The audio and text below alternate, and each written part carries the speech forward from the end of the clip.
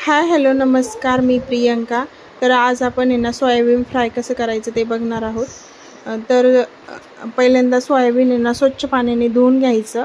मग उकळत्या पाण्यामध्ये 2-3 मिनटं उकळून त्याच्यातलं पाणी काढून घ्यायचं आणि परत स्वच्छ थंड पाण्याने धुवायचं. त्याच्यातलं पाणी ना ड्रेन करून घ्यायचं आणि फ्राय पॅनमध्ये ना तेल टाकून आहे ना मस्त फ्राय करून घ्यायचं. त्याच्यामध्ये मग मीठ ॲड करायचं आणि झाकण ठेवून आहे ना वाफ काढायची, म्हणजे ते चांगलं शिजतात. आणि थोडीशी 4-5 मिनटं वाफ काढल्यानंतर त्याच्यामध्ये कांदा लसूण मसाला 1 चमचा ॲड करून छान फ्राय करायचं. मस्तपैकी फ्राय होऊ द्यायचं. खायला खूप टेस्टी लागतं आणि मुलांना छोट्याशा भुकेसाठी तर एकदम बेस्ट आहे. नक्की एकदा ट्राय करून बघा आणि व्हिडिओ आवडल्यास लाईक शेअर फॉलो करायला विसरू नका. तुम्हाला माझे व्हिडिओ कसे वाटतात ते पण कमेंट करून नक्की सांगा.